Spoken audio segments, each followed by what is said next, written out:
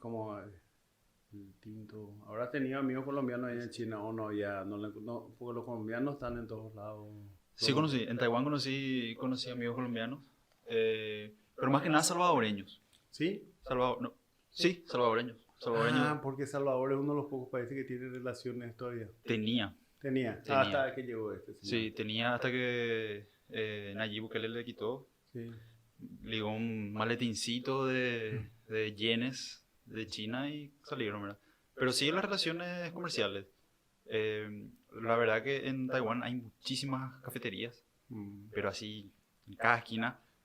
Y ellos, la mayor parte del grano viene de El Salvador, o sea, viene de Centroamérica.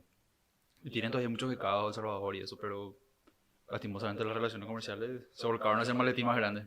Sí, y vos sabes que yo te había comentado, pero para mí, a mí me hubiese encantado seguir la relación, te comenté luego, que tenía compañeros en San Andrews que trabajaban con pueblos indígenas de Taiwán. Yo me fui a varios eventos de pueblos indígenas de Taiwán Sí. y no permitían nomás quitar fotos. Ah, No estaba permitido, ¿y, pero y que están en montaña o en dónde? montañas, sí. Bueno, Taiwán con 70% montaña, Ah, así que todo se centra claro, en montaña. fue, digamos, una emergencia, una cadena de montaña que fuera del agua Sí, para hablar mal y pronto. sí, más o menos así. Bueno, ya empezamos a grabar. Sí, Rodrigo, bienvenido a mi gracias, estudio. gracias, salud. Salud. Rodrigo es un abogado, máster y doctor en antropología por la Universidad de St. Andrews en Escocia. Así es, así es. Como te decía, la vida será algo, será abogado. Yo quería ser sociólogo en realidad. Pero como terminé el colegio, la época de Stroessner se había cerrado, la católica era la única, la Universidad Católica fue cerrada en 86, famoso bajo acusación de marxismo, además enseñaba eh, Schwarzman, Mauricio Schwarzman, un gran hombre, un gran teórico, así como fue Tomás Palau. Resulta de Pepe que en Paraguay hay poca gente que piensa en los términos de los que se le acusa que piensa. Como el cuco fue el comunismo, ¿verdad? Sí. Entonces, en realidad, comunista era cualquier, comunista fue Enrique Riera, que era un hombre de centro derecha o derecha derecha, ¿verdad? Porque fue simplemente expulsado del Partido Colorado por muy poco. Y Tomás Palau, Mauricio Schwartzman, que yo, eran de pensadores marxistas. Marxistas en el sentido marxista de científico, ¿verdad? Nosotros tenemos, yo le decía a Alvin, nosotros tenemos una imagen de lo que era un comunista como algo así, una especie de extraterrestre que nos metió. Pero es que nosotros estábamos, o sea, nosotros siempre fuimos muy aliados de los Estados Unidos. De hecho, que Estados Unidos tenía luego su mano atrás de Stroessner y la propaganda anticomunista en Estados Unidos era fuertísima. Y nos llegó lo mismo, o sea. Y fue una suerte de competencia, ¿verdad? Cuando comienza, es el viraje que se da, digamos, como Stroessner comienza su gobierno cuando se va sentando la Guerra Fría, ¿verdad? Sí. Y entonces también comienza un poco una competencia de felones de quién es más anticomunista que quién, ¿verdad? Claro. Para Sí. agradar al imperio y sobre todo también que eso tenía su contraprestación geopolítica, ¿verdad? Pero es que se competían luego por la expansión acá en Sudamérica. De repente en Cuba que se asentaron los comunistas. Pero vos sabes que yo tengo una opinión porque bueno, esas son, yo creo que en Cuba, en realidad, en Cuba lo que fue es que Cuba tuvo un proceso propio en que fue afectado por la Guerra Fría. Cuba tenía una revolución popular importante y no tuvo apoyo inicial, hay que decirlo muy claramente. Termina derrotando a Batista, que era realmente un dictador terrible, había un Sanguinario. índice sanguinario, había un índice de prostitución muy grande en la isla, en fin. Todas esas cuestiones, a pesar de que ciertos datos macroeconómicos hablaban muy bien, justamente que es la cuestión engañosa en todas nuestras sociedades, que hay datos macroeconómicos, ¿verdad? Pero bueno, en Cuba viene después cuando empieza el tema de la crisis de los misiles, digamos, ahí se polariza, ahí se define entre, digamos, se queda Cuba. Con la Unión Soviética. Sí, no, se queda de sándwich en realidad, Ajá. porque era. Y también empieza la cuestión de la. ¿Cómo se llama? del embargo estadounidense, además el intento de Bahía de los Cochinos, en fin. Pero Cuba, así como otros países, hay que recordar, por ejemplo, ese esfuerzo de los no alineados, ¿verdad? India, Brasil en algún momento estuvo, voy a decir una cosa por otra, ¿verdad? Pero sí, el intento de los países que querían estar fuera, o digamos, no entrar en la lógica de digamos, aliarse a uno u otro país. Que hoy eso se perdió, hoy perdimos mucho el eje, pero tenemos nueva geopolítica, en fin. Después hablamos de eso, pero en fin. Yo digo nomás que quise estudiar antropología y por eso, porque se perseguía cualquier cosa que fuera pensamiento crítico y se asociaba a sociología, que es ciertamente la base de la sociología occidental es Marx, pero así como es Marx es Durkheim, así como Durkheim es Max Weber, es decir, distinta, o hasta Popper, que habla de la ingeniería social. Finalmente, bueno, todo era simplemente que no se podía tener pensamiento crítico. O sea, era atractivo porque estaba prohibido. Para mí era, no, yo me crié en una familia muy, a ver, en términos coloquiales y peyorativos, muy contrera, ¿verdad? Pero en términos más históricos es que, claro, mi papá estuvo voluntariamente exiliado en Chile, yo nací en Chile, de hecho, 3 de mis hermanas nacimos en Chile. ¿Cachai Chile, weón? Sí, caché Chile, pero yo volví al tiro, tenía 3 años. No, nada, no me quedó nada de más que el documento. Claro, tengo mucho cariño por Chile, más ahora hasta envidia por la situación en que están. Pero mi papá estuvo semi-exiliado, en realidad fue preso porque siendo de un juzgado estaba Pucheta, el padre de la que fue la ministra, y papá era secretario del juzgado. Él también, yo creo, yo como él, no él como yo, porque en la orden de presidencia, él era escritor. No le gustó ser abogado. Mi abuelo sí era muy buen abogado, en fin, Salvador Villagra. Fue ministro de Estigarribia. A su papá no le gustaba el derecho, pero terminó derecho y le gustaba más la poesía, otras cosas, en fin. Las letras. Y en ese tiempo era secretario de Pucheta. Sí, perdón. Era secretario de Pucheta, y a Pucheta viene un personaje, Colmán, que quería quedarse con unas pieles de un cargamento de piel que había confiscado Pucheta porque era contrabando, y le ven a papá y le dice, ¿cómo un liberal va a estar acá en un juzgado? Y ahí le mandan, se va en cana, pero varias veces se fue en cana. Pero esta vez fue medio peligroso porque se quedó como 3 meses y lo vienen a confinar. Y hay una escena familiar en que mamá embarazada se tira del auto donde lo vieron transportar a Santaní, porque confinarte muchas veces era equivalente a la posibilidad de que te hagan desaparecer. ¿Verdad? Si te llevan a un lugar lejano, después el famoso se quiso fugar, ¿verdad? El reo, o se fugó efectivamente, no sabemos más nada de él, y eso, ¿verdad? Te subían a un lugar, te tiraban a una fosa, el río, donde fuera, ¿verdad? De hecho, un primo hermano de mi papá todavía y un tío él siguen desaparecido en la época de dictadura. Nosotros tenemos, bueno, claro. con Albi tenemos un tío que fue torturado. Claro, el tío justamente que...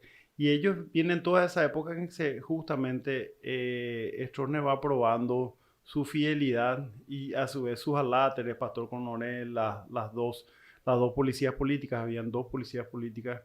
De hecho, una de las policías políticas estaba un primo segundo de papá que le advirtió que le habían detenido al otro primo, ¿verdad? Eso está escrito y todo, papá lo escribió.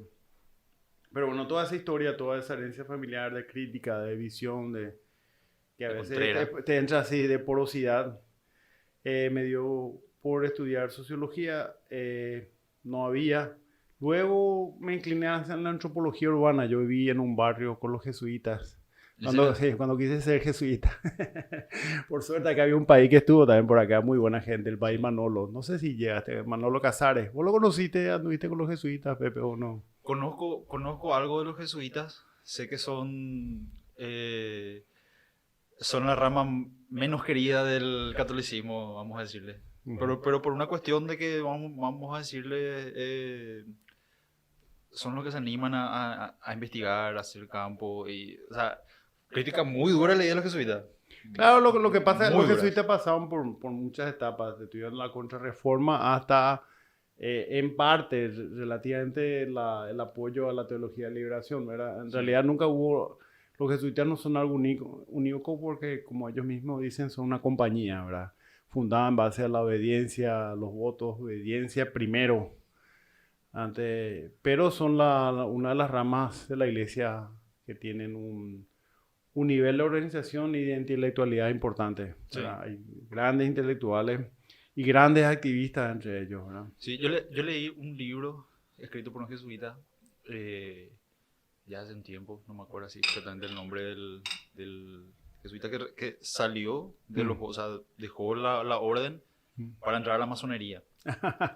Y escribió una comparación escribió una comparación entre ambos. O sea, yo leí el libro, pero me acuerdo más o menos el resumen, lo que me acuerdo, más que nada, porque era muy técnico. Viste que hay libros que te cuestan un poco más tragar que otros. Yo personalmente intento siempre leer mucho sobre ciencia, por más que no entienda un pedo. Yo soy un ignorante, pero me gusta tratar por lo menos de entender ciencia, astronomía. No, o sea, tenés un espíritu, ¿cómo se llama? Davinchiano, humanista, así. Mi viejo, yo siempre le digo a mis amigos, a otros, ¿verdad? Que cuando uno está en una especialidad, mismo antropología, eso que ya no, estamos con mucha dificultad, ya podemos volver al hombre del renacimiento, renacentista, ¿verdad? Que sabía de todo. Pero es importante, Levi-Strauss hacía eso, lo que voy a hacer, Claude Levi-Strauss, que fue antropólogo. Tuve la suerte pero eso para el selfie, vamos a decir, no tenía un teléfono, pero era más o menos para el selfie, ¿verdad? Para decir, hacer lo que estoy haciendo, así, yo le conocía a Claude Levi-Strauss, que era que uno de los antropólogos más importantes del siglo. ¿En Escocia? No, en Francia, pero gracias a un amigo chileno que trabajó en Paraguay, muy capo, muy capaz, Nicolás Richa, que me dijo, oye, huevón, él está ahí en el Collège de France, tal día, si usted quiere, pase, pregunta y le entrevista, weón. Yo me fui, ni tenía que entrevistarle, en esa época estaba muy verde en mi doctorado y no...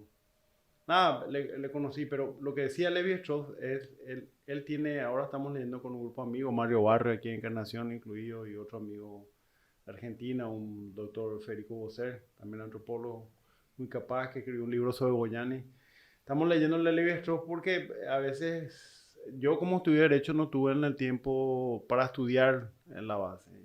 Levi-Strauss es muy técnico, habla de la estructura del pensamiento, pero él decía eso, él decía que el pensamiento, él tiene un libro que se llama El pensamiento salvaje, que es el pensamiento mítico, puede hablar de los 800 mitos amerindios, podría hablar muchos más que él. Habla que son transformaciones entre sí. Él decía, yo leo todos los días Nature, ¿verdad? Leía sobre ciencia, ¿verdad? Uh-huh. Y era un tipo bastante informado sobre ciencia. A mí me apasiona realmente, más que nada, astronomía, uh-huh. Después ciencias naturales, todo lo que es el reino animal, todo lo que es el reino natural, pero te digo, no soy un erudito. Te voy a traer mi hijo que ya está en una fase obsesiva con los animales. ¿Con los dinosaurios? No, los dinosaurios ahora todo pasaron los prehistóricos. Ayer vimos una axolotl que está acá en San Cosme. ¿En serio? Sí, justo tenían un juego que es de animales en extinción, ¿verdad? Entonces me preguntaba... O sea, me llama la atención que vendían en el Super 6 a ajolotes. Y están, por lo visto, claro, una cosa que uno puede tener ahí en internet, vimos la información y parece que hay de cría, porque sí. Además no son los blancos que... Rosados, ¿verdad? Los rosados sí. que son descendientes de un ejemplar que estuvo en París, ¿verdad? Sino, estos son los que habían ahí en Xochimilco, ¿verdad? Igualmente es un animal muy curioso. Hay un cuento buenísimo. ¿Conoces? De Julio Cortázar, que se llama Axolotl. No. Que es sobre un hombre que lo observa un axolotl en una pecera y termina él siendo el axolotl. No sé. Se refleja en el... Sí, no, que en un momento hay un pasaje en que él se ve y le ve al hombre ahí del otro lado. Ahí hay un intercambio de alma. ¿Verdad? Y que él también está pensando, porque el axolotl, como muchos animales que supongo que tienen ciertas características, esto también habla Levi-Strauss, el reino animal es bueno para pensar. Sí. ¿Verdad? Entonces nos hace ver las diferencias, por eso había el totemismo. Bueno, y cuando le ve el axolotl, los aztecas obviamente ven un ser diferente, ¿verdad? Uh-huh. Entonces es un candidato ideal para ser una entidad divina. ¿Verdad? Divina, sí. Aunque no sé si son los aztecas, lo que pasa ahí hablo de la ignorancia, porque vamos a definir, los antropólogos sociales trabajan con pueblos de hoy en día. En Estados Unidos antes era una profesión más integral porque como la funda BOA son arqueólogos, lingüistas y hacían antropología física que desapareció porque era la base de que supuestamente hay razas. Como somos Homo sapiens sapiens, ¿verdad? No hay, todos tenemos diferencias fenotípicas. Básicamente somos una sola especie, ¿verdad? Invasiva, para llamarle. Viróxica. Sí, viróxica. Entonces, había como 4 tipos de ramas y yo la que estudié es antropología cultural, que le llaman en Estados Unidos. Que puedes estudiar en un grupo de amigos en Encarnación o en Asunción, o las diferencias de percepción. Sería un buen tópico. Encarnación, Asunción. Sí, pero vos sabés que sí, ¿cómo se dice? Pero no todo ese aspecto que asociado más a las ciencias duras, por ejemplo, la lingüística, y siempre digo la mecánica cuántica de las ciencias sociales, pues es muy compleja la lingüística, o sea, hay mucha regla, mucho estudio. Después ahora pasó a ser antropología física genética, entonces ya pasamos y... Física genética. Sí, ya digamos, ya entra en el campo de las ciencias biológicas o biomédicas, ¿verdad? Que hay muchas subespecialidades nuevas, pero ya no tiene sentido porque antes era estudiar las razas entendiendo que las razas eran similares a modelos culturales más amplios, ¿verdad? El caucásico, el europeo, y eran todas creaciones consecuencia del Renacimiento, de la clasificación jerárquica hecha a partir de la colonización. Pero ¿no te parece que, o sea, si yo entiendo desde ese punto de vista que, vamos a decirle, los colonizadores veían como inferiores cierto tipo de raza que por ahí no estaban socialmente tan desarrolladas como ellos que ya venían del Renacimiento, ¿verdad? Pero ¿no te parece que hay diferencias físicas? Yo personalmente pienso que el ambiente en el cual se desarrolla cierta tribu, por decirlo, afecta también su capacidad física, desarrollo mental, lo que consumen más que nada, también. Claro, somos lo que comemos, pero digamos, el problema con todas esas cuestiones, digamos, es como diría también el propio Levi-Strauss, es el truismo, que no es esa palabra, truism, ¿verdad? Truism, en inglés. sí. Pero nosotros no tenemos, en portugués ya escuché, dijo, ese será un anglicismo o algo, porque digamos, truth es que venía, es una obviedad, es una verdad, digamos, irrefutable, pero que diríamos una perogrullada, digamos, que el sol sale cada día, bueno, sabemos que el sol, entonces, el hecho que hay diferencias, por supuesto que hay diferencias y por supuesto que el ambiente genera una interacción. De hecho, uno de los últimos, un antropólogo escocés que yo lo conocí, pero no lo leí tanto en esa época, ahora lo leo, me arrepiento, ¿verdad? Cuando sos mal estudiante, así como cuando te acuerdas a la profesora de la escuela, ¿por qué es lo que no estudié castellano, Sí. qué sé yo, una de esas cosas? Tranqui. Y cuando vos estudias eso, bueno, importa, después nomás. Entonces, lo que él dice es que en realidad hay una cuestión de la genética y hay otra, el materialismo cultural es el que hablaba mucho de esto, de las influencias, que en realidad tu medio ambiente va a determinar el tipo de cultura. Entonces hablaba de cazadores-recolectores, justamente Julian Stewart, por ejemplo, escribió, decía que los pueblos de las tierras bajas hacía esa diferenciación famosa entre los aztecas, justamente, los incas, los mayas, los que tuvieron imperios, ergo algo parecido al Estado, algo bastante similar a la sociedad europea jerárquica, el sistema de producción más amplio, ciudades, en fin, y los pueblos de las tierras bajas que vivían en áreas marginales donde no podían crear excedente. Ese fue un presupuesto del materialismo cultural que fue superado, porque primero se probó que el Amazonas es más antrópico, tiene 40% de influencia, es decir, el Amazonas es como un jardín, no es un bosque virgen. Y que tuvo además sociedades más populosas y que, digamos, hoy en día se discute mucho porque el tecnologismo, la tecnología como medida, es una derivación del evolucionismo, que también fue superado como teoría explicativa. Porque las sociedades no van ni vienen en un sistema unilineal. No todos vamos a terminar, o sea, hoy estamos en una etapa capitalista, sí.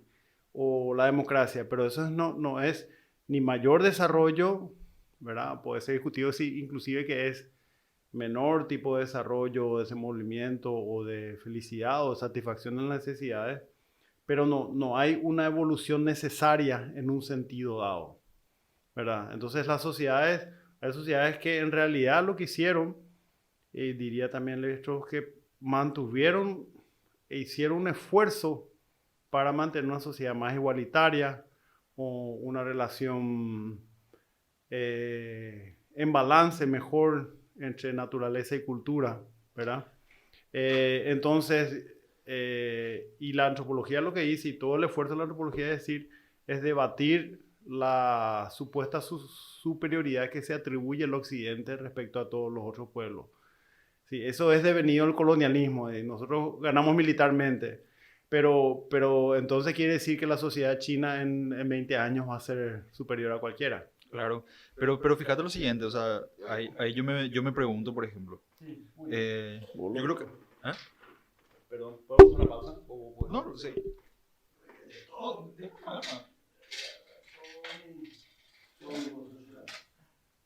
Sí. Ahí es donde yo me pregunto, porque es algo que se ve prácticamente en todas las culturas. Si una cultura no crece militarmente hablando, ¿verdad? Viene una más fuerte y se la toma. Y no es solamente vamos a decirle, contexto colonial o europeo. Se da prácticamente en todas las culturas. Por ejemplo, los aztecas, los mayas, ellos eran, boludo, el coco de Centroamérica y de Norteamérica en la parte de México. Y no es que los españoles vinieron y en 3 barcos les reventaron a todos. Ellos se aliaron con todas las tribus que estaban alrededor y con ayuda de de los pequeños puchitos de tribu que había, ellos le derrotaron a los a los aztecas y lograron la colonización. Obviamente fueron las enfermedades lo que más le derrotó a ellos que en sí, pero se calcula que ponerle que ellos vinieron con 200 soldados armados, ya tenían ya escopetas, ya tenían tecnología superior, pero 200 tipos contra, ¿cuánto? 20.000 aztecas. Claro, no, digamos, hubo una serie de sucesos. La conquista de América tiene varias tragedias y efectos. Una, justamente la consecuencia virófica Sí. que a los comienzos era discutida, pero hoy está mejor calculada porque también la arqueología Eso y te- otras, sí, Sí, hay como, es decir, ahora estamos todo el tiempo reseteando la historia a sí, partir de nuevos descubrimientos que jalonan y tratan de sí. unir los puntos, que son muchísimos. Porque la única fuente, o sea, no, una de las fuentes que teníamos eran las crónicas, Sí. que venían sesgadas, ¿verdad? No, ¿llegaste a escuchar de Graham Hancock? No. Graham sería Graham Sí. Hancock, que es Graham Greene sí que hizo Travel with My Aunts en Paraguay. No, pero es un escritor inglés. El que hizo el ciudadano americano, pero bueno, Graham Hancock. Graham Hancock. Él escribió varios libros, ¿verdad? Se llama Fingerprints of the Gods y, pucha, no me acuerdo el otro, tengo ahí en mi teléfono, en el que habla acerca de que el Amazonas se dice que estuvo poblado por alrededor de 20 millones de personas antes de la llegada de los españoles, que ellos tuvieron una sociedad muy, muy avanzada y que cuando llegaron, poner que llegó el primer barco de Europa, ¿verdad? El barco de reconocimiento hasta una costa peruana o brasileña, y tuvieron contacto con las tribus, ¿verdad?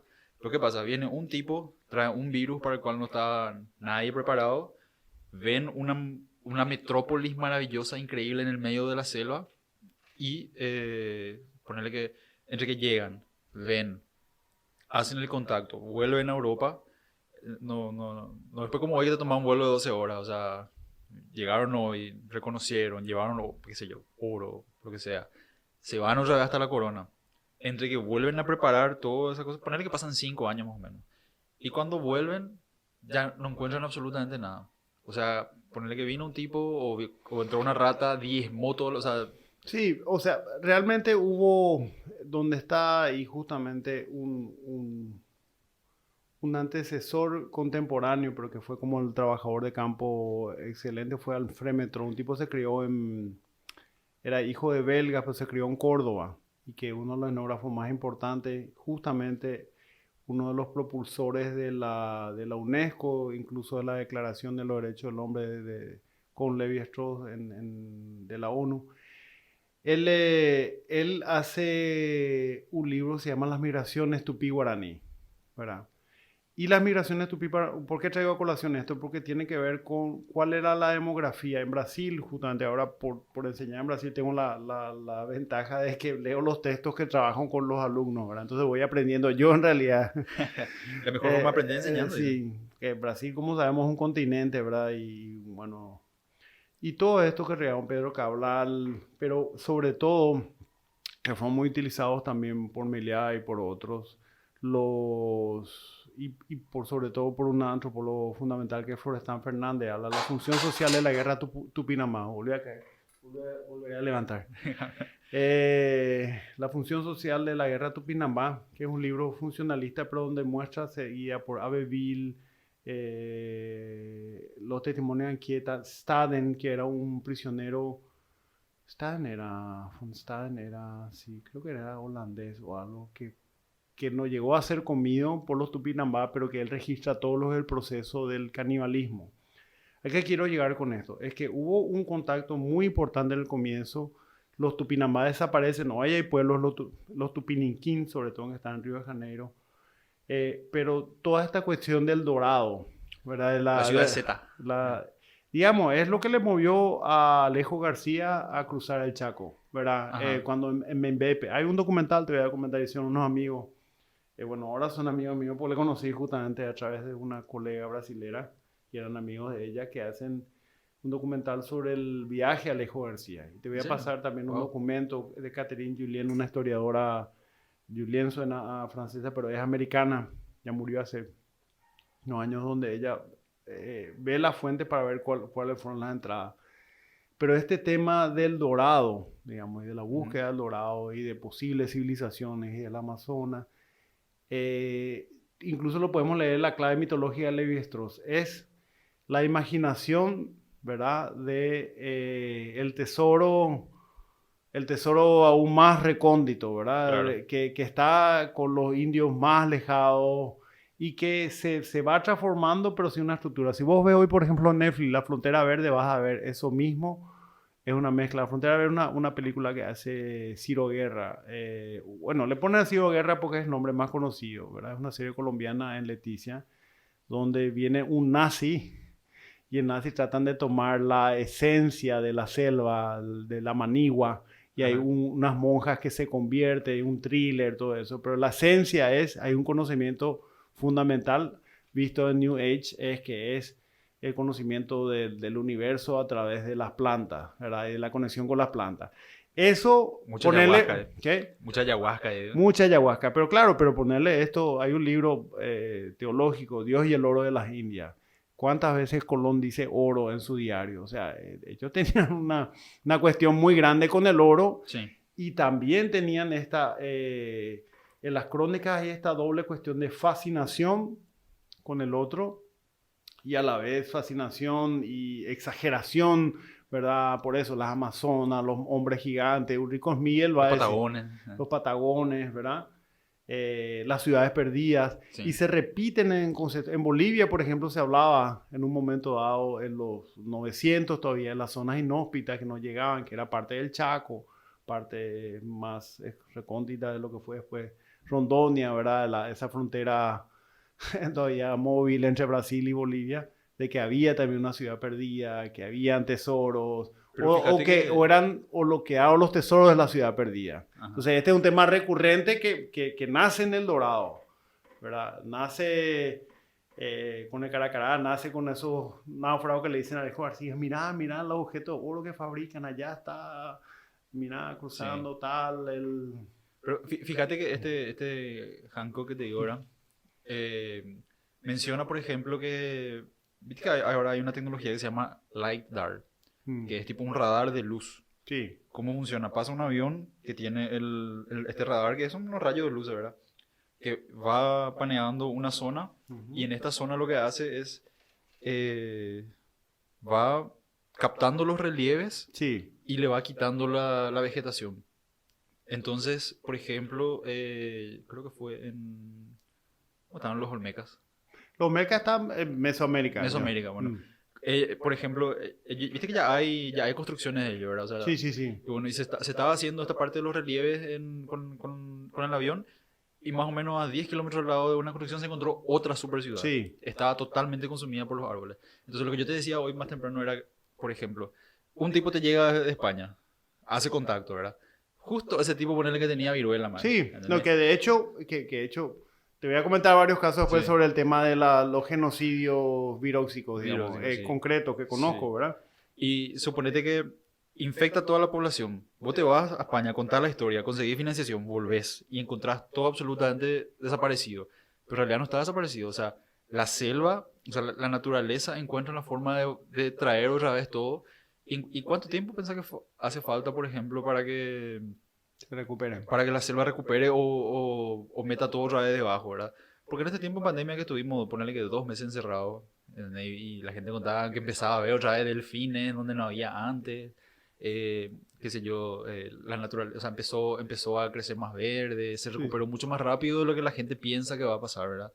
Entonces, me parece interesante, ¿verdad? Como se puede perder demasiado rápido una civilización en tierras tan fértiles como es acá el Amazonas, ¿verdad? Digamos, lo que pasa es que hubo dos posiciones con el Amazonas. Una que era que la selva pluvial perdía su riqueza enseguida, ¿verdad? En realidad que el decrecimiento progresivo. Y yo creo que es lo que nosotros estamos muy, como la ciencia se popularizó tanto también al nivel, justamente lo que Latour hablaría de híbridos, que nosotros vemos explicaciones científicas, con literarias, con explicaciones locales, ¿verdad? Tenemos muchas formas de pensamiento que es difícil saber realmente, tipo, hay hecatombes y no hay resiliencia y entonces realmente hay cambios que son irreversibles, o en realidad estamos subestimando ciertas capacidades de ciertos ambientes de retomar, de regenerarse, ¿verdad? Que es lo que estamos un poco discutiendo ahora. Así es que en 6 meses se recuperó un montón. Es decir, no es tan apocalíptico el cambio climático o el antropoloceno o el capitoloceno o el chuluceno. Hay una autora que te va a gustar, tenés que leer ese libro. Yo leí por casualidad nomás, porque ahí están los libritos y eso que había puesto mi viejo, que es el Chulú de... ¿Cómo se llama este autor? Es un autor clásico de terror americano. Y se habla de la maldición de Chuluf, que es un ídolo que aparece. Y hay una autora que es bióloga y antropóloga americana que habla de Chuluceno, ¿verdad? Porque le compara con ese monstruo, que es un monstruo con tentáculos que está medio entre la Antártida. Ya. Ese es Lovecraft. Lovecraft, Sí. Exactamente, ahí estamos, Lovecraft, ¿verdad? Y ella habla, en vez de decir capitoloceno y toda habla de Chuluceno, ¿verdad? Cthulhu. Chuluf, así. No sé ni si cómo se pronuncia en inglés o en castellano, ¿verdad? Porque como hay varias consonantes y L. Pero eso, tenés la posibilidad de que tenemos, que digamos no somos tan importantes o tan determinantes como pensamos, ¿verdad? Y somos más vulnerables de lo que creemos. Así, antes somos 9 millones, somos 7.000 millones de hormigas desde 150 o 200 kilos hasta 30, ¿verdad? Y bueno, toda esa masa se le pone un número, se mide su iteración y se dice, bueno, sí. Claro, lo que pasa es que la dinámica no es sola, no son nuestros cuerpos, ¿verdad? Como la extensión está mecanizada, como hemos producido cosas que parece que ya están yendo en nuestras manos, entre ellas el capitalismo, digo, o el socialismo también podría decir, pero digamos, hemos producido formas de vivir que obviamente nos hacen daño a otras especies y a nosotros mismos, ¿verdad? Pero yo siempre, claro, justamente nuestro límite, pero nuestra posibilidad es como lenguaje, ¿verdad? Nuestro límite es el lenguaje, nuestra posibilidad de comunicación es el lenguaje.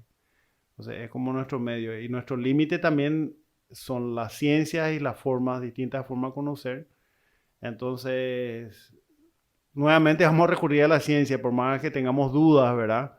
De qué nivel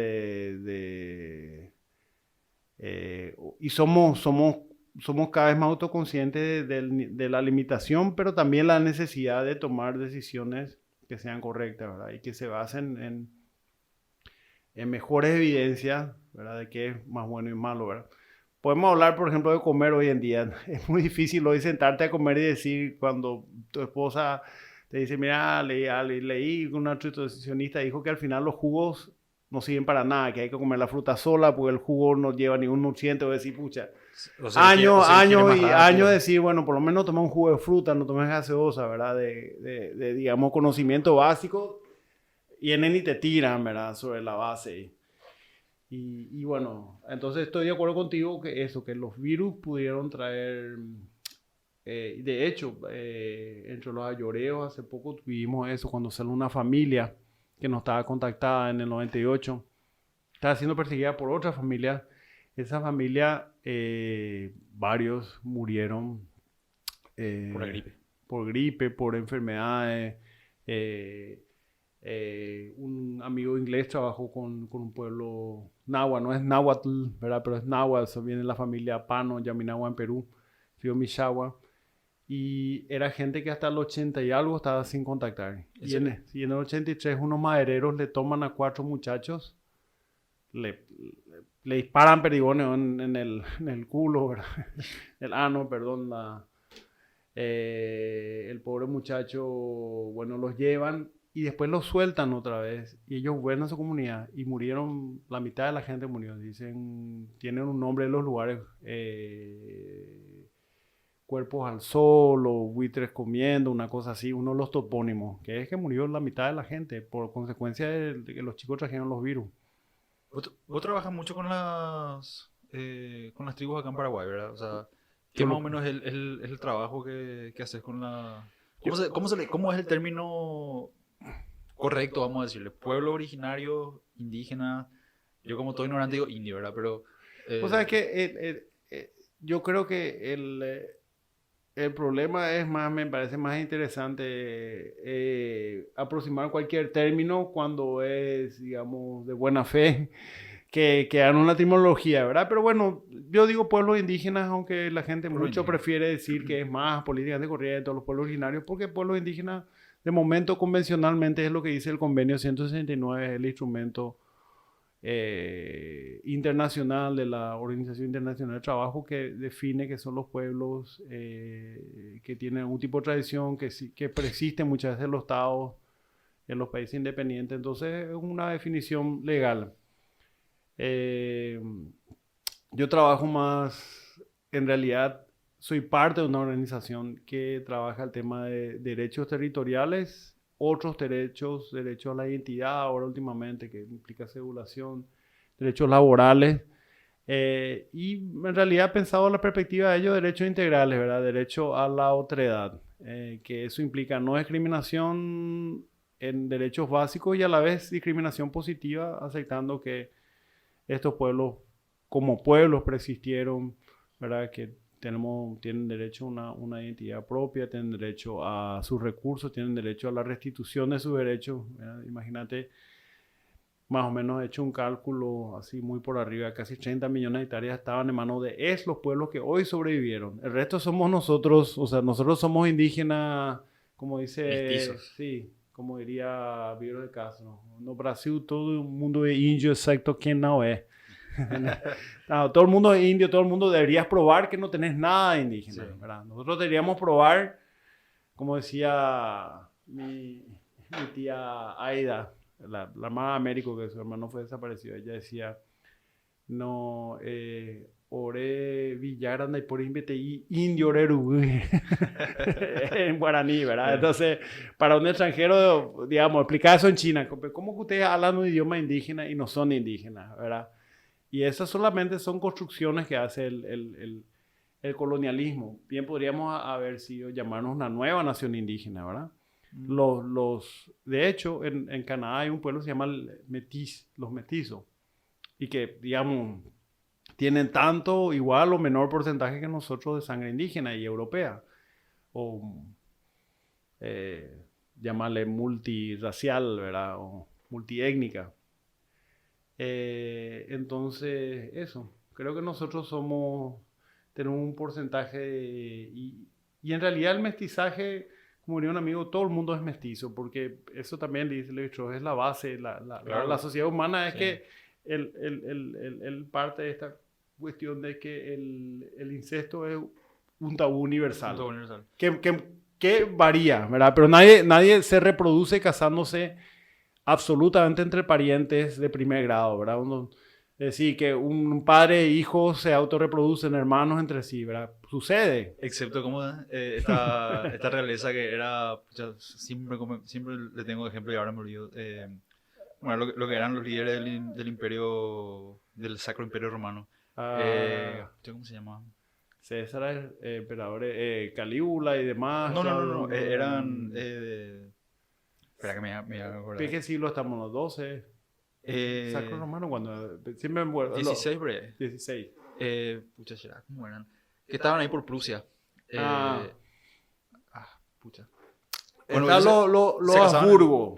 Ahí está, Habsburgo. Sí, los Habsburgo que tenían la mandíbula, vamos a decirle, muy pronunciada, que era ya un rasgo, una deformidad por el hecho de que ellos se casaban con sus primos, con hermanos y primos, ¿verdad? Y de ahí habrá salido este ejemplo de Game of Thrones, por ejemplo, de que se casaban entre hermanos y eso así. Porque era de verdad, o sea, pasaba eso, los Habsburgo se casaban entre ellos. Y sí, les salió cada deforme. Y hubo mucho, tenemos el ejemplo más cercano pero hay, digamos, en la antropología creó este concepto que es la endogamia. Claro que la endogamia, al ser determinada por tu universo social, es decir, ¿cuál es tu interno? ¿Cuál es tu sociedad interna en la que vos te deberías casar? ¿Verdad? Y ese fue el tema principal de la antropología británica, donde no habían estado decir cómo está organizada el parentesco y cómo es el parentesco y Radcliffe nos decía los africanos, el descendiente del jefe, Shaka Zulu, ¿verdad? Mi abuelo fue jefe y mi hijo, la herencia, patrilineal, ¿verdad? Sí. Y la endogamia era, claro, él no se debería casar con su prima, sino hacer alianza con otra tribu que se integra, claro, pero él predomina, ¿verdad? Se unen los Zulu a los... pero la mejor forma de hacer una alianza es un casamiento. Claro, exactamente. No, y Levi-Strauss habla de las estructuras elementales de parentesco, él habla de la alianza y que la alianza es el intercambio de mujer entre hombres, entre grupos de hombres. Entonces la relación más importante en Amerindia no es el hermano, sino el cuñado. y nosotros tenemos mucho de eso indígena, porque ves que va a decir la expresión Sherobaya. Es una expresión que se usa mucho para apaciguar una relación, incluso la gente que conoce, es en Bateco Sherobaya. Habrás escuchado que la gente dice, en guaraní muchas veces dice, oh, está Sherobaya, no existiendo esa situación, y eso diría Vieros de Castro, porque existe, en realidad, el parentesco es lo mínimo dentro de un plano de fondo, un plano global donde en realidad todo el mundo es potencialmente afín, todo el mundo es enemigo y tu enemigo es tu afín. Es decir, a quien con que eventualmente vas a tener alianza o quien vas a comer o con quien vas a pelear. Porque en realidad el mundo es más un mundo de extraños donde vos dejas de ser extraño cuando se establecen las relaciones de parentesco. En una sociedad más, digamos, no globalizada a nivel estatal. Nosotros pues tenemos el Leviatán, tenemos el Estado, ese monstruo que nos representa, que es hoy el Estado-Nación Paraguaya, ¿verdad? Ajá. Donde supuestamente todos los ciudadanos dijimos, nosotros deponemos nuestra autonomía como individuos, y delegamos un soberano, y ese soberano nos manda a todos. Eso, para decir claro, es la sociedad contra el Estado. Los guaraníes no tenían un Estado. Los pueblos amazónicos no tenían Estado. A pesar de que hoy, como bien dijiste, la arqueología está viendo lugares donde había mayor concentración de personas, o qué sé yo, que tenían siempre, y es lo que dice ese, siempre medimos en relación a la sociedad minimalista a qué tan cerca de ser un Estado no tenían. Y en realidad podríamos ver de otra forma, porque en realidad teníamos muchas sociedades que no necesitaron nunca un Estado. Podemos hacer muchas cuestiones valorativas, pero tenían otra forma de organizarse. Es decir, más local, alianzas entre tribales. En Colombia, por ejemplo, se habla, la otra es un alumno, me enseñó también, les presentó la verticalidad complementaria. Porque si ves, acordate, vamos acordando de nuestros textos de infancia, nunca se hablaba de los muiscas y los chibchas, pero no como el grado de avance de los incas, no eran ni los incas, ni los mayas, ni los aztecas, ¿verdad? Las tres civilizaciones superiores, entre comillas, o sea, más parecidas a los europeos, imperio romano, chino, después en África tenemos el imperio etíope, Dílico, Andes, en fin, el sur de África, tenemos muchos imperios o reinos, ¿verdad? Sí. Pero vos ves que ellos tenían verticalidades, que eran pueblos que tenían especialidades y que su relación era en base a ese intercambio de especialidades, ¿verdad? O guerra, o intercambio de mujeres, o intercambio de productos específicos, producir coca, que la coca incluso fue el gran comercio fronterizo del Imperio Inca. Nosotros nos toca, en el Chaco se mastica coca, un montón de gente que trabaja sobre el Pilcomayo, peones, indígenas, no indígenas. Se hizo porque es un uso que viene desde, como el mate se extendió, sí, ¿verdad? Que es, digamos, la extensión del mate es un aporte jesuítico, ¿verdad? Sí. ¿Verdad? Y la extensión de la coca es más antiguo, es el comercio con el pueblo de la selva del Imperio Inca, ¿verdad? Ellos cambiaban sal por coca y alcaloide, en fin. Pero estos muiscas no tenían esa verticalidad, tenían una complementariedad vertical que depende del piso o el nicho ecológico donde estaban, que producían más, intercambiaban con otros pueblos y en las diferentes alturas de la selva, ¿verdad? De la montaña, de los Andes. Desde lo que en Bolivia se llama las yungas. Las yungas es la zona intermedia, que no es el altiplano, no es la selva baja, ¿verdad? O no solo lugares más pantanosos, tipo el Chaco, o secos, o áridos, pero planos, ¿verdad? Sino es un lugar entre 1000 y algo donde hay todavía como una selva tropical. Entonces, ahí hay a niveles de cooperación. Pero, volviendo al tema que se nos obviamente tenemos mucha oscuridad y menos luz. Vemos así lucecitas que tratamos de componer la película total. Eso pasa con la arqueología y con la prehistoria, digamos, para poner un nombre, o precolombina, ¿verdad? Ajá. Y en Estados Unidos, como había más plata, se invirtió más en arqueología. Yo siempre digo esta razón banal o contingente. Y aquí hubo menos investigación arqueológica. Tenemos la investigación que nos remite a las misiones jesuíticas, pero la precolombina o postcolombina o postcolonial, pero indígena, está bastante, trabajó Gómez Perazo, es un colega, vamos a decir, que era entre antropólogo y arqueólogo, formado en Brasil. Trabajó con Jorge Vera, un arquitecto, por ejemplo, toda la cerámica guaraní, también la misionera, ¿verdad? Por eso también se hace esto en San Comes, ver la transición en arte. Pero siempre tenemos como películas sueltas, ¿verdad? Porque si quien no conoce lingüística o arqueología, yo me incluyo, vos tenés una parte nomás, ¿verdad? Claro. Entonces, como nos cuesta recomponer, ver eso en la película, también de nuestra propia raigambre nacional. Y también, también como vos citar ese ejemplo también, cómo nos remite a la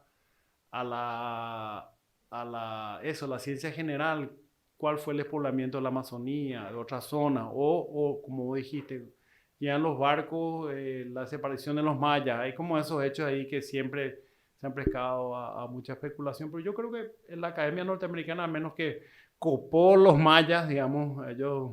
Sí. Si querés saber algo sobre los mayas, probablemente esté entre algún yanqui, los mayores especialistas, no en Guatemala, ¿verdad? Es porque ellos se dedicaron mucho a estudiar eso.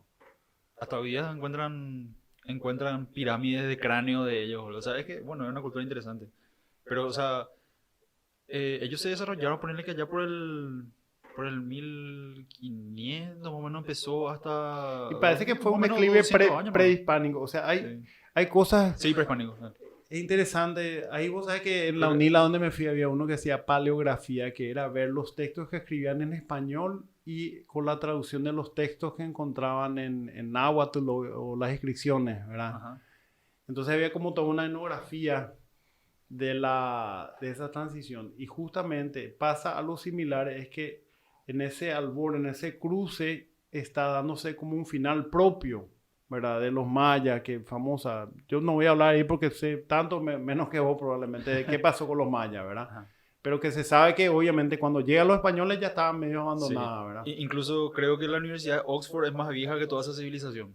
Sí. Algo así más o menos yo había leído. Sí, claro, por ejemplo, eso, exactamente, la Universidad de Oxford de 1200, ¿verdad? Lo cual lo cual es importante porque nosotros tenemos esta apreciación de que lo viejo es lo nuevo, ¿verdad? Pero de una perspectiva, nuevamente, vamos a decir, 2.0, 2.5, Levi-Straussiana, el cambio es lo que en realidad es la constante. Y las sociedades americanas tuvieron mucha de esa capacidad de cambio, de transformación permanente, que nosotros notamos porque nosotros entendemos la transformación como el proceso de la evolución industrial. Nosotros tenemos cambio y modernidad como un aumento tecnológico, ¿verdad? Y de hecho hicimos esa escala que usan Gordon Schill y otros arqueólogos o Kusotai, lo que dimos, vamos de barbarismo, salvajismo, hasta llegar a la época agrícola. Estoy intercambiando, usando mal los términos ahí porque es una serie, pero es pasar de la época de cazador-recolector a la agricultura, a la pequeña industria, a la industrialización y a la postindustrialización y a la cibernética. Si querés, puedes agregar etapas, ¿verdad? Pero que es lineal. Ajá. Sin embargo, vemos muchos pueblos que pasaron de la agricultura incluso a la no agricultura. Los H, por ejemplo, los H siempre se veía como una cuestión arcaica o con la ligación con los vikingos. Sí, ese te iba a decir que comente, porque ¿sabes cómo te diría? Nosotros los antropólogos tenemos dos maneras, ¿verdad? Nosotros hablamos de los mitos, como diría Vivero de Castro y Levi-Strauss, los mitos en un sentido muy positivo, porque son forma de comprender el universo, la sociedad, y los mitos como bola, así, sí, sencillamente. Hay una página, o sea, yo solía ver un canal de YouTube que comenzaba diciendo que los mitos no son historias que no son verdaderas, sino que son historias que pasaron, que no encajan en la narrativa histórica. Claro, digamos, que rompe la narrativa histórica para establecer otro nivel de valoración de los hechos, sí, ¿verdad? Porque los mitos lo que muchas veces deberían y tratan de explicar, y por eso se reactualizan, incluso reactualizan el pasado, es que hace la historia. Solo que la historia se reinventa bueno, pero para no desviarnos. Entonces, los mitos lo que hacen es transformarse para dar una sensación de estabilidad con este presente. Entonces vamos a decir, ¿qué es lo que ocurre ahora? ¿Cuál es el orden de causalidad que genera este presente? Los mitos dicen, por ejemplo, ¿por qué los hombres ahora son hombres y los animales son animales y los espíritus están en otras etapas que solamente el chamán o los chamanes pueden acceder? Porque en el tiempo primigenio hombres y animales eran contiguos, había una continuidad ontológica, ¿verdad? Vos de un ave te convertías en un jaguar, de un jaguar a una persona, todos los animales tenían sociedad, los animales tenían chicha, tenían fiestas, tenían celos, es un poco variable. La versión griega es el Olimpo, que eran rehumanos, ¿verdad? Nada de la cuestión cristiana, todo celeste, todos santos, ascendiendo, ¿verdad? Es decir, la humanidad, superhumanidad, ¿verdad? O la divinidad y la humanidad, sino la humanidad divinizada. Esta era la animalidad humanizada, ¿verdad? Hombres y animales no tenían distinción y luego todos tenían intencionalidad, reflexividad, capacidad de pensar, y sucede un hecho, a veces inclusive arbitrario, en el mito de Yazid y Cuarají, los gemelos asimétricos, un mito repartido. ¿Qué pasa? Ellos nacen del vientre de su mamá. El padre los abandona, ¿verdad? Eso está en Nimendo Ayú, con otro nombre, no me viene ahora, perdón, pero bueno. Pero el Sol y el Luna son unos gemelos que vienen del vientre de su mamá, se encuentran, terminan parando en la casa de la abuela los jaguares le devoran a su mamá, la abuela rescata los intestinos, cuelga, y como uno de ellos, Yazid sería el que va a ser el Sol, es un chamán nato, él se logra desarrollar, ellos cazan para la abuela, un pájaro le cuenta que quién le había comido a su madre, y ellos se vengan, y ya sea le matan a los jaguares, sobra uno, le ponen unas trampas, y uno sobra, y por eso los jaguares ahora son condenados a andar solos. Eran gregarios, ¿verdad? Entonces esa es una explicación de cómo son las cosas ahora. Los hombres son de tal manera, en el mito de Apapocuba va creando el arco, va creando el tema de la chicha o el cultivo del maíz. Chicha. Es decir, los demiurgos del mundo como son tal cual, eso es lo que explican los mitos. Nosotros tomamos esa estructura de los mitos, ¿verdad? Y damos explicación a ciertas cosas que tenemos, ¿verdad? el mito de Tronita, que Trono fue un héroe de la guerra del Chaco, ¿verdad? Y claro, sabemos que tiró el mortero y mató unos cuantos paraguayos, ya. No sabemos bien qué pasó, ¿verdad? Pero obviamente no fue el egregio comandante, pero era establecer la línea mitológica de Bernardino Caballero, Francia, ¿verdad? Es construir una serie de héroes militares. Ajá. Los héroes indígenas, a diferencia, son héroes que son incluso malos o asesinos. Es un poco como el Olimpo. En el Olimpo los dioses no son moralmente rectos. No, sino son una representación más amplia de lo que es la sociedad con sus temores, con sus pasiones, con sus peleas, ¿verdad? Pues mira, ahí nos desviamos un poco porque justamente empezamos con el mito de los H descendiendo. Bueno, y lo que te quiero decir es que el mito de los H es un poco ese sueño de que tipo hay otra sangre europea y que nosotros... Soy argentino. O sea, hay un fondo racista ahí. Sí. ¿Por qué? Porque ser más blanquito y originalmente y los vikingos, y que los vikingos vinieron, que está ahí tal letra, que entre paréntesis dice, pero recuerdo a mi viejo que decía, puede ser tan bola como las inscripciones, pero él decía que eso tenía 80 años, es una prueba de carbono 14. Alguien hizo un chiste y puso. Sí. Pero alguien conectó los hechos. Sí. O sea, para dar un contexto nomás, ¿verdad? Se habla de que los H son descendientes de, no sé, un barco perdido de los vikingos que llegó hasta la zona sería de ¿qué parte? O sea, acá Paraguay, ¿verdad? Sí, claro, que digamos, algún modo cayeron acá a Paraguay y se mezclaron con los H y le hicieron descender. Los H son descendientes de vikingos, tienen barba. Supuestamente son más blancos, ¿verdad? Y la forma en la que ellos peleaban era con escudo y hacha, que era la forma en que peleaban los vikingos, ¿verdad? O sea, se hizo esa correlación y creo que no sé en qué cerro acá, ¿verdad? Un cerro allá en Villarrica, que era una de las zonas de transición. Había unas inscripciones que eran tipo unas runas. Y me parece que, o sea, yo recuerdo que cuando yo vi en una página que era me parece que era un señor, un antropólogo de la UNA, que había hecho una tesis al respecto dando esa explicación, ¿verdad? O sea, no, había Pistili, había un libro de Pistili. ¿Cuál es el problema? O sea, te voy a decir varias cosas. Primero que no, y que todos, incluyendo los antropólogos Malinowski, muchas veces, esa es una herencia del fusionismo. Eso fue la antropología antes de Malinowski, que la antropología de hacer observación de campo, era la antropología victoriana. ¿Qué era? Era ver los testimonios de todos y hacer grandes narrativas especulativas y decir, por ejemplo, vemos esta forma de arco, ¿de dónde partió? O como uno que vino porque veía los barcos de Totora entre los bolivianos, un coronel una vez vino a Paraguay y él quiso decir que hubo conexión entre los egipcios, y la cultura inca, a través de los barcos de Totora que se podía viajar. Entonces él hizo un barco de Totora que salió a Puerto Suárez, ahí en Puerto Caballo, ahí en Paraguay ya se fundió, ¿entendés? Pero era esa cuestión difusionista de que vemos un trazo similar y que ese trazo tiene un origen en algún lugar donde se expande, ¿verdad? Ajá. Antes era como una meta teoría porque era dónde se expandió el arco, dónde se expandió el agua, que digamos en ciertos estratos tiene sentido. El tema del hombre africano. El otro día un alumno también mostró el desarrollo de la arquitectura diciendo nosotros tenemos arquitectura asiática y mostrando la comparación entre Siberia y un montón. Por ejemplo, una cosa que yo nunca sabía, los Caigán que estaban acá en las cataratas tenían casas enterradas con techo, una super tecnología, unas casas enterradas con techo, con un sistema de ventilación buenísimo, ¿verdad? Y que se compara con X o con los americanos. El problema es cuando vos ves un artefacto cultural similar y decir cuál le dio origen a cuál, ¿verdad? Entonces, y la especulación fácil es a los H se pueden explicar por otras cosas. Yo no lo voy a poner porque el punto es que los H fueron los Caguá, pero los monteses, más monteses, ahí viene su nombre Guayaquil, ratón de monte, que ellos en el contexto en que se arma tienen mucho que ver con el proceso colonial.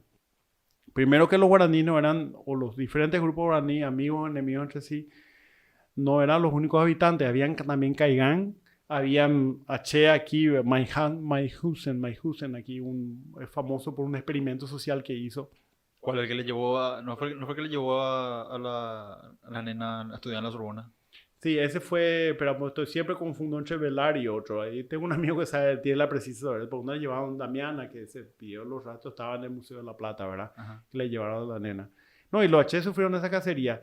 El tema de los H que tenían que fueron más monteses, que fue como muchos grupos que por una cuestión demográfica además fueron especializando su vida en el monte y dejaron de plantar para tener mayor movilidad. Pero eso fue también una cuestión geopolítica por la encomienda, las misiones jesuíticas, la relación interétnica que tenían con los Mbá, ¿verdad? Que tuvieron una cierta cercanía con los Mbá, pero los Mbá le consideraban más monteses que ellos. Los Mbá eran los monteses de los misionalizados, ¿entendés? Ajá, Es una relación para los que nunca terminaron de ser misionalizados y que se especula que fueron porque tienen el rabé, el violín y los cantos. Hay muchas cuestiones que dirían parecen influencia cristiana sin cristiano. O sea, tienen la historia del quechuita, de un viejo de barba larga que se quedó a vivir entre ellos, que es un tipo que superó la muerte inmortal. Que Melía decía, puede ser que tal padre, decía uno de esos padres, cuando viene la expulsión jesuita no puede retirarse, entonces puede ir que haya surgido la leyenda, ¿verdad? Que se mitologiza. Y yo creo que esta es un ejemplo, la mitologización del origen, que no obedece a un hecho real, sino a un interés de crear algún nexo, una conexión con la tierra, con los vikingos, también con que muchas, por ejemplo, los rusos o los japoneses, mucha gente que vive aquí, ellos tratan de reinventar, como que reinventaron acá, por ejemplo, metieron este tema del crisol de raza, ¿verdad?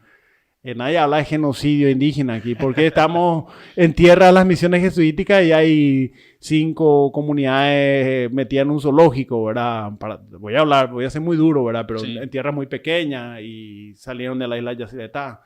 ¿Por qué? Porque acá hubo un proceso de colonización y genocidio paulatino que hay que verlo paso por paso. Pero lo que digo es, todo el mundo trata de crear un origen y también de pensar hipótesis. Y esa hipótesis hay una hipótesis que era antropológicamente más tentadora, pero también sobre la diferencia. El porqué de la diferencia de un pueblo que habla un idioma laché, dice en vez de boreví, breví, sacan la MB. Es no es inteligible con el guaraní. A pesar que hoy se habla ¿cómo le llaman? El acheñol, no. El guaraché. Guaraché, que es una mezcla del guaraní castellano con el aché, ¿verdad?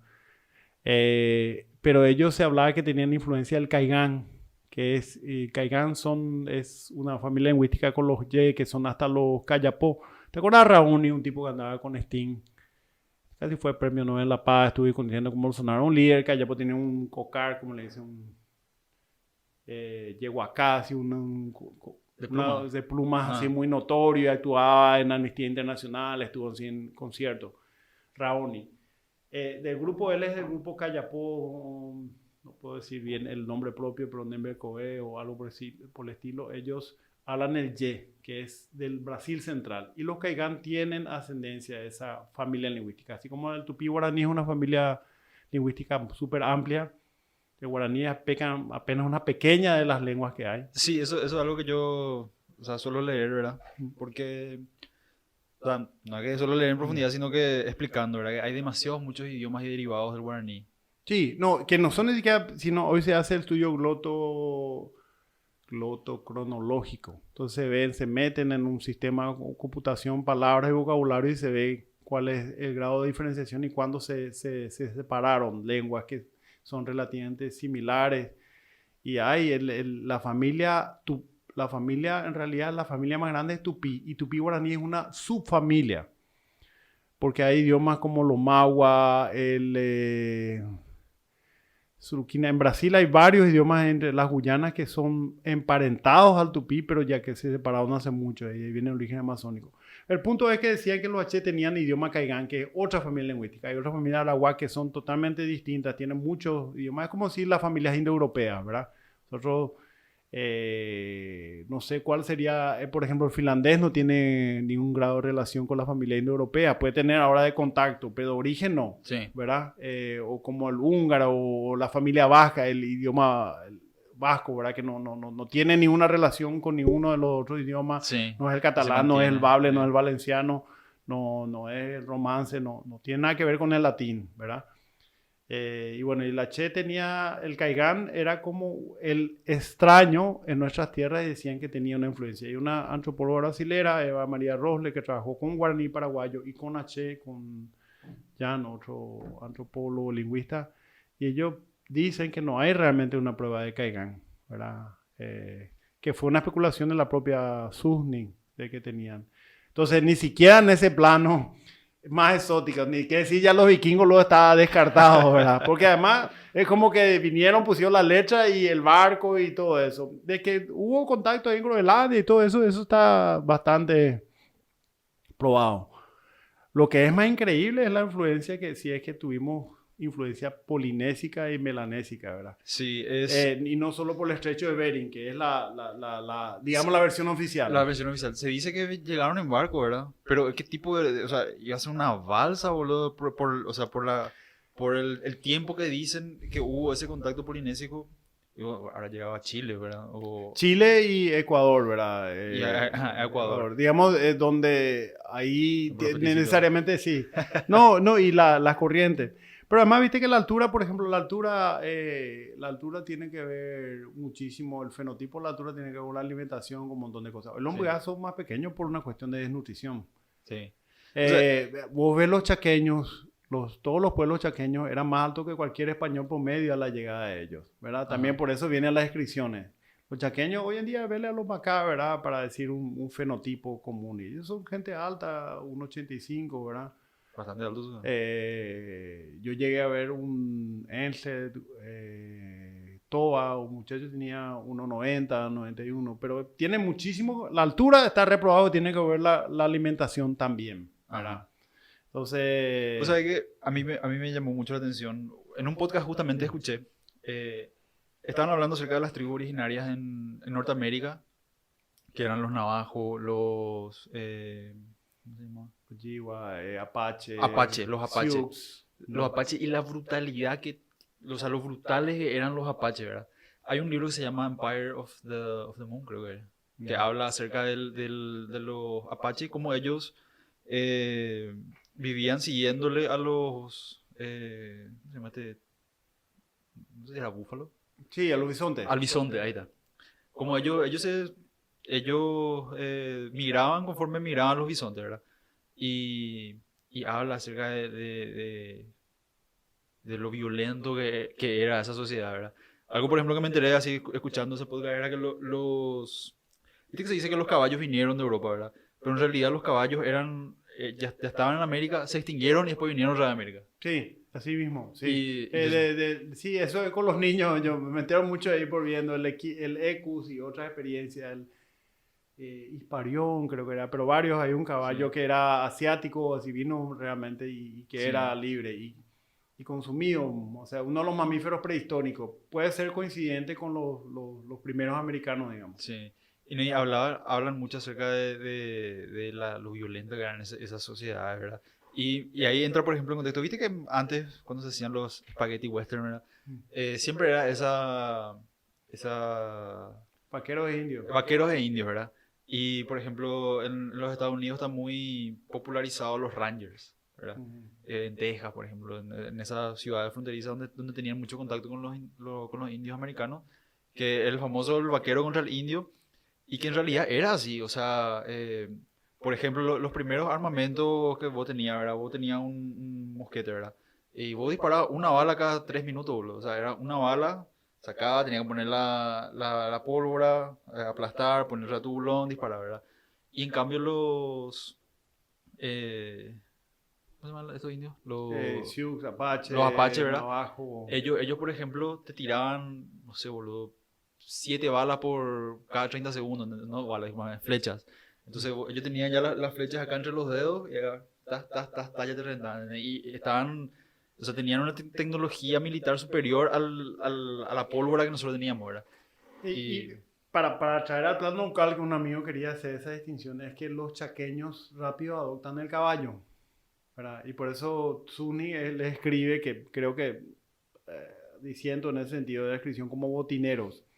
vos ves toda la arremetida contra Asunción. De hecho, digamos, el Paraguay es el fruto de esa geopolítica de los guaraníes. Dice, vamos a aliarnos con los españoles para ganarle a los chaqueños, a los payaguay, en general se llama Guaycurú, los sarnosos eran nombres despectivos que tenían, pero estaban los pueblos Lombayá, que terminan siendo los caduveos. Pero los Lombayá adoptan muy rápido el caballo. Y ellos tenían, yo es como un amigo decíamos, ellos eran como la guerrilla del Chaco, unos tipos que vienen, cruzan, asaltan, llevan mujeres. No eran, a diferencia de los guaraníes, no eran antropófagos, ¿verdad? Los chaqueños nunca, aunque puede haber a un nivel simbólico, qué sé yo, pero la antropología efectiva no lo hacían.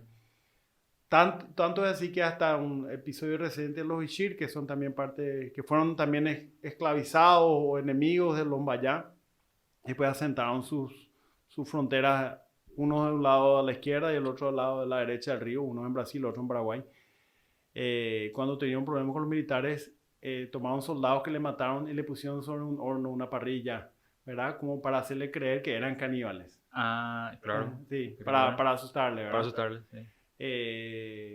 Pero no, efectivamente, digamos, el punto de hablar de colonialidad y colonización no implica perder por un lado la objetividad. Por otro lado, también tenemos que tener como una suspensión de los juicios históricos de una sociedad y otra, ¿verdad?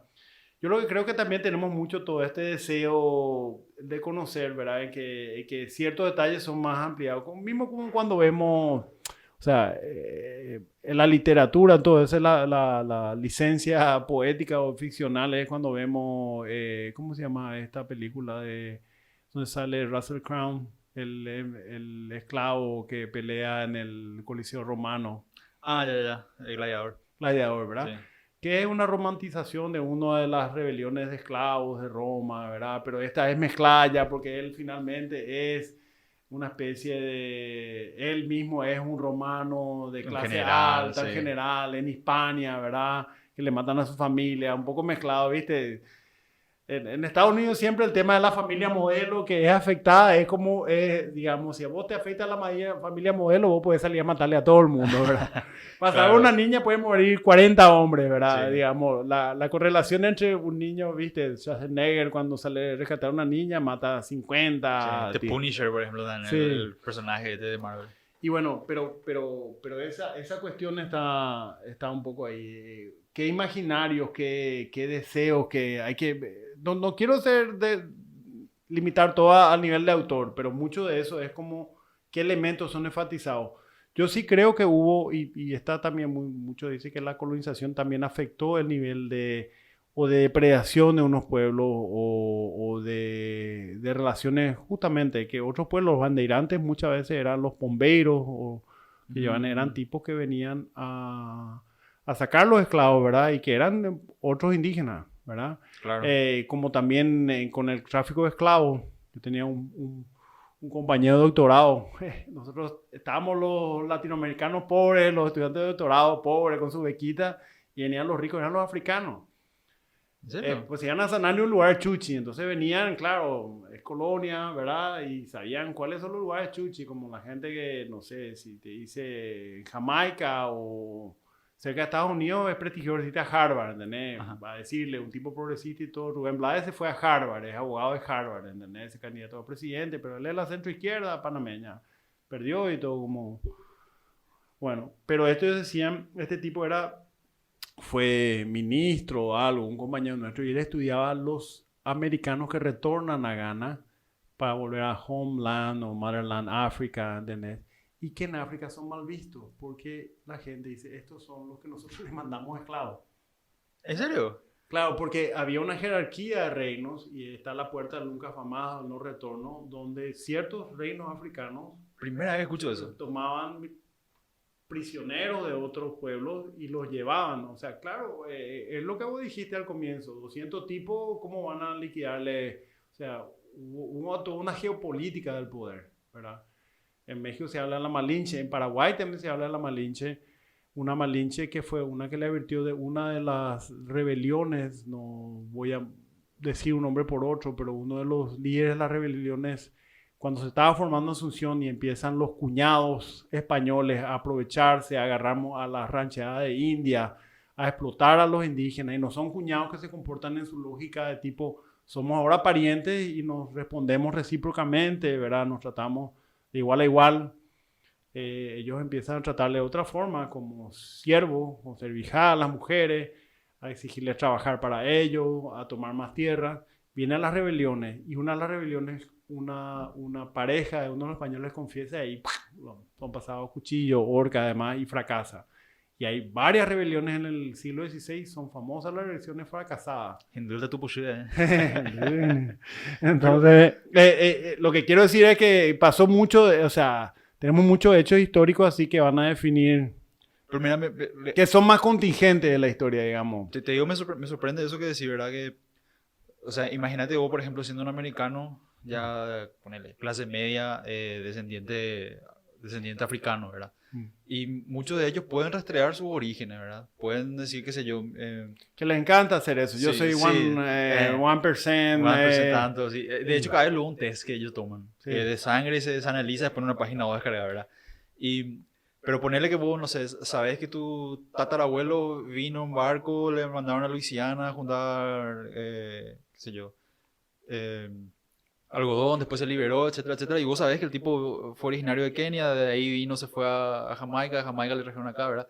Entonces, bueno, voy a volver a la tierra, a mis raíces, a ver, qué sé yo. Y te tratan otra vez de menos, boludo. O sea, es que en Estados Unidos ellos tienen ese sentimiento de... O sea, hay mucho ese sentimiento tipo de racismo, vamos a decirle, que ellos se sienten menospreciados, ¿verdad? Y vos te vas otra vez a tu tierra originaria y te menosprecian a ellos. Claro, pero esas son las paradojas porque justamente en ese sentido es como... En ese sentido, la sutilidad de antropología es entender el punto de vista del otro y no asumir en tu imaginario, ¿verdad?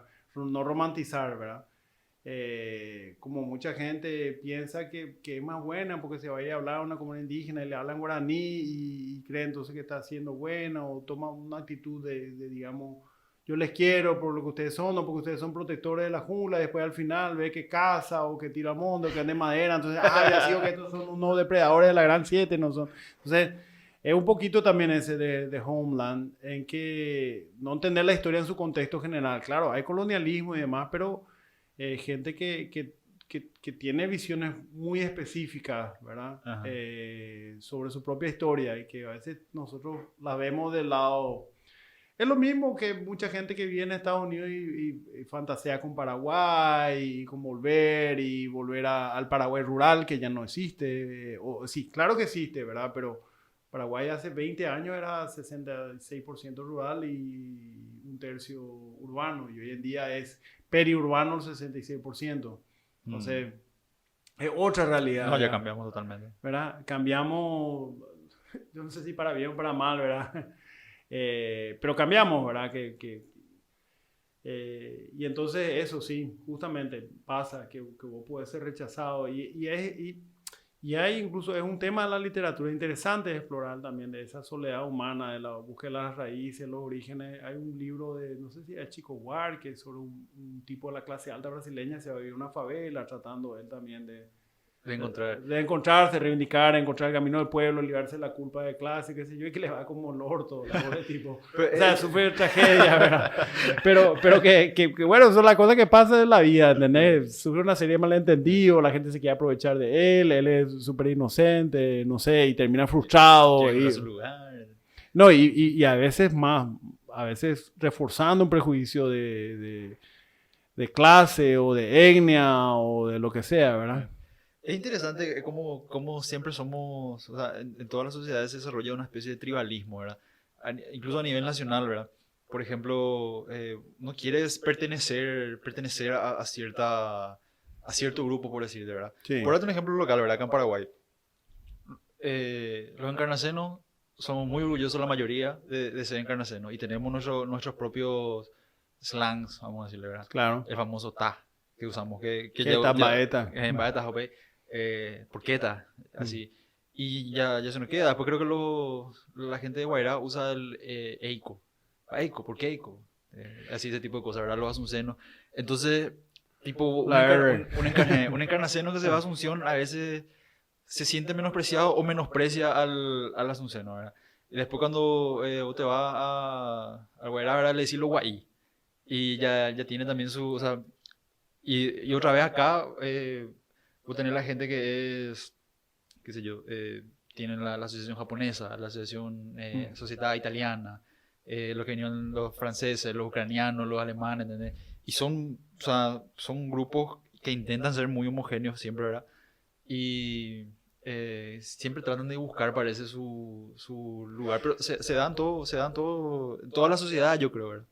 Claro, digamos, el tema, hay un tipo que se llama Bars que analiza las fronteras étnicas y dice, las fronteras étnicas no es que somos sociedades, que somos lengua, nación, cultura, territorio, autorreferenciadas, sino en realidad todas esas están en relación con otros. O sea, existen fronteras étnicas porque existen dos grupos que se autodefinen y es como que somos paraguayos porque no somos Curepini y Rapay. Ajá. No es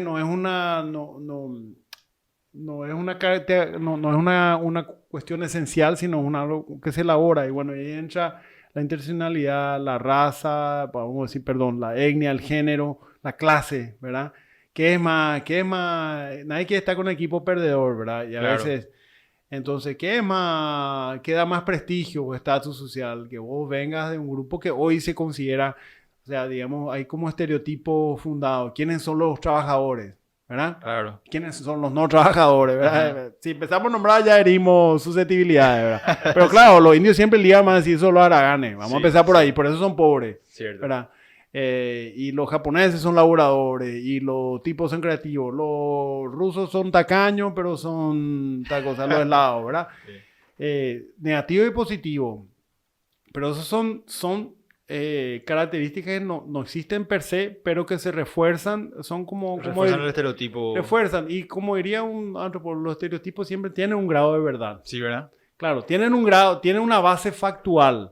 El problema es que no tienen una totalmente explicativa. Es tomarlo a priori como una verdad a priori. Lo que son un efecto de observación, que cualquier efecto social, hecho social de observación, por más que sea un hecho total, estilo Durkheim, como dice, algo que vos puedes ver que es tan obvio, que cierta comunidad, los menonitas, tiene un progreso económico importante, está construido por un montón de otros hechos, ¿verdad? Uh-huh.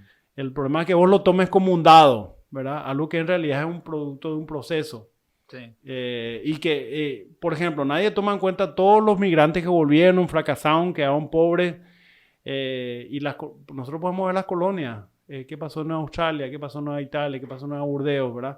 El ser europeo per se no implica, es que pasó es más, la superioridad Nueva Germania, ¿verdad? Claro, yo tengo un amigo polaco, alemán, que es un estudio de campo, pero no por el origen de Nietzsche, ni el hermano Nietzsche. Foster, pero fue un tipo que se volvió loco y se suicidó. Sí. No pudo contra la selva. Sí, entonces, ¿qué pasa con el espíritu de superioridad alemana? Sí. Son contingencia histórica. Esa historia es muy genial. La hermana de Nietzsche vino con un tipo que quiso fundar una colonia aria en Paraguay, que fue en, ¿cómo se llama? San Bernardino. Y al ver, o sea, que empezaron su colonia, trajeron toda la gente. Al ver que las mujeres alemanas al final terminaron conquistadas por los paraguayitos, ¿verdad? Y se fundió su genética, el tipo...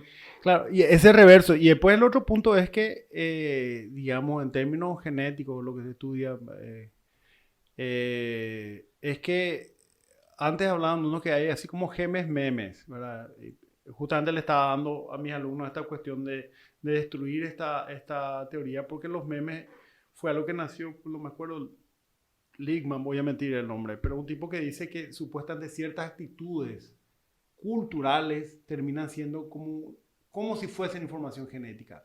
Solo que su evidencia no tiene dónde decir, ¿dónde es que están radicados estos nenes? En la neurona, ¿cómo que son retransmitidos? Porque es lo mismo que nosotros decimos, heredó de su abuelo, ¿verdad? Ajá. Pero esto puesto ya como teoría, decir que claro, que hay grupos humanos en que transmiten cierto tipo de información, de aprendizaje y de selección que coopera como un proceso selectivo, los más trabajadores, los más inteligentes, los más rubios, los más altos, los más X, ¿verdad? O que pueden ser lo que esa cultura valore, eso se reproduce, ¿verdad? Y se reproduce casi como un determinismo. Y la gran anti-neovolucionismo tiene lo otro, es decir, no, el proceso es mucho más, que tiene una homogéneidad, pero los procesos, la interacción que va a ser, tiene mucho más determinancia que los genes. Sí, pero ¿no te parece o sea, yo ya escuché sobre eso, de que ciertas habilidades son pasadas ya por, qué sé yo? Pero no, es que eso es una súper especulación porque Sí, no hay ni sí. una, No hay digamos, evidencia. claro, no hay evidencia. ¿Dónde está? O sea, ¿en qué forma? ¿Cuál vos vas a ser el gen que vas a traer y decir, acá está esa información? Pero Vos fíjate, podés traer el fenotipo, podés traer ciertas cosas, pero eso es como dijimos, y eso es un naturalicismo, digamos, en ciencias sociales. Es usar un material de explicación válido para un cierto tipo de fenómeno, pasarlo a un fenómeno social. Y confundir y darle la prueba.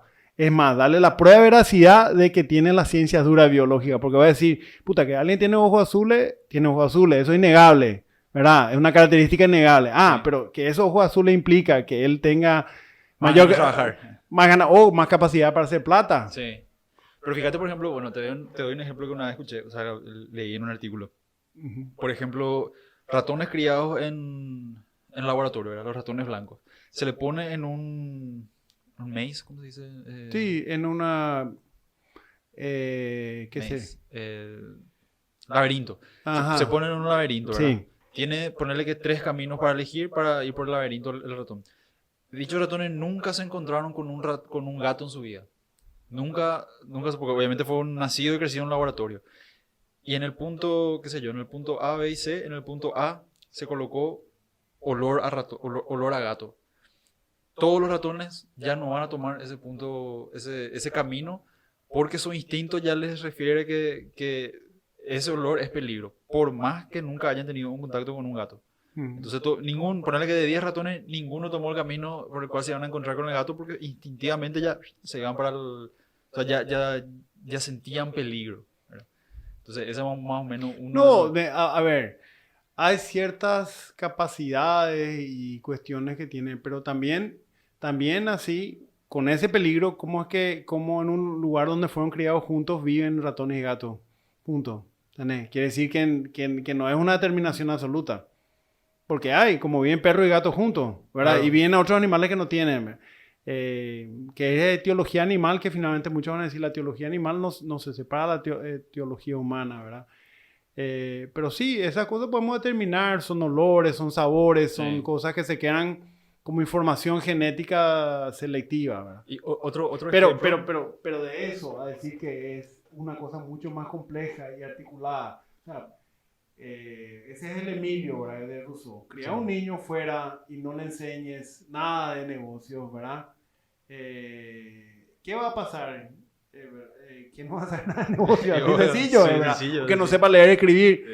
Ah, claro, que después venga, eso es que el tipo tuvo, que la persona, el niño, el que sea, Sí. tuvo inteligencia y dijo, bueno, la cosa va así y aprendo rápido. Pero no es que es una cuestión innata. La cuestión innata es la capacidad para aprender. Y a veces que tenemos, y en ese proceso de interacción, la mejoramos, no la mejoramos, tenemos premio estímulo, la socialización, ¿verdad? Sí. Otro ejemplo, Para decirte, por ejemplo, el chino que yo envidio, jamás vamos a aprender ya bien chino, pero no porque no tengamos una capacidad, sino porque lo hicimos en un proceso tardío, ¿verdad? Sí. A menos que vos tengas una capacidad adquirida, mejorada, utilizada, interés en manejo de idioma enorme, ¿verdad? Pero para nosotros cuando nuestra lengua, o sea, es ya una cuestión de músculos, Sí. ¿verdad? No, la tonalidad y todo. Realmente es mucho más fácil aprender de chico. Sí, ahí te envidio, sanamente. No, mira que mi chino se está degradando muchísimo porque Claro, no tengo que claro. practicar, ¿verdad? Claro. Pero Tenés que ver más. más programa en chino. ¿Y la lectura qué tal, Pepe? Muy difícil. Bro. Muy difícil, me imagino. O sea, sí, yo me acuerdo de todos los caracteres que yo estudié, pero hay más caracteres que no estudié que se usan en el día a día que ya no me acuerdo. Claro, es que 6 meses parece mucho, pero no es nada. Sí, Para no el es chino, a mí me decían un tipo yankee, creo que era así, ciertos idiomas y ciertos destinos, era cuánto tiempo de entrenamiento tenían en el servicio exterior. Y el chino era así, 5 años tenía que estar. Sí. No es que vos así, 1 año y te largan ya, ¿verdad? No, ni luego. O sea que estando en Taiwán justamente, yo tenía una compañera española y hablando con ella así nuestro día a día, ¿verdad? Comentábamos acerca de, qué sé yo, cosas culturales, diferencias y demás. boludo, tenemos exactamente los mismos problemas. Y yo me hice mi teoría ahí de taxi, ¿verdad? Que todos los países que fuimos, vamos a decirle, colonizados por los españoles, compartimos los mismos problemas. Incluso los españoles mismos. Solamente ellos tienen 2000 y pico años de desarrollo, ¿verdad? O sea, España es un Paraguay en el futuro, vamos a decirle, ¿verdad? No, lo que se decía, es muy similar España a Andalucía. Andalucía es como un país más de Latinoamérica, o Latinoamérica es muy Andalucía, por ejemplo, más andaluza. Sí. ¿Verdad? Pero eso es porque o sea, ahí hay que ver, Pepe, hay fabricaciones culturales que duran mucho, ¿entendés? ¿Qué te puedo decir? No sé, el vaso, hay muchas cosas que en 100 años van a seguir siendo exactamente iguales, ¿verdad? Van a variar de forma. El automóvil, que avanzamos muchísimo, seguimos produciendo automóviles a combustión. Después de la hiperrevolución industrial cibernética, va mejorando porque podríamos tener otra forma de transporte. Podríamos volver a la bicicleta, podemos volver a los trenes, podemos tener ya aviones particulares, ¿verdad? Pero es porque también hay cierta fuerza de la inercia en las cosas, ¿verdad? Ajá. Hay cosas que son una reproducción de algo, pero que tienen como una marca más fuerte. Y la fabricación de la colonia, justamente nosotros heredamos el problema del límite. ¿Por qué? Porque heredamos provincias. Nos fueron pensadas como países. Y heredamos los nacionalismos, llamarle el ismo, cambiarle el tribalismo por nacionalismo y estamos igual, ¿verdad? Como dirían en Chile, tenemos con Brasil una amistad sin fronteras. Mi papá contaba los diplomáticos, decía, una frase elegante, claro, no tenemos fronteras, no tenemos por qué pelearnos con Brasil. Ajá. Pero tener frontera con Brasil, tener un problema con Brasil, ¿verdad? Está revisto, ¿verdad? Sí. Sí. Pero digo, mira, sí. Hablamos casi 1 hora y media ya. Genial, ya. Yo no quiero ni ver los mensajes de acá. Esa onda. Sí, híjole. Sí. Me voy. Sí, bueno, muchísimas gracias, Rodrigo, por venir. Y disfruté mucho la conversación y pasó volando el tiempo ya. Pasó volando, no, yo divago mucho, gracias, sí. Pepe, pero a mí me gusta poner un micrófono y me voy sabes que a diferencia de mi viejo que tenía, yo no tengo, mi viejo se iba y volvía al mismo lugar. Yo me voy ya, me fui. Yo soy más así. Yo me fui de mambo. Sí. Gracias, Pepe, un placer.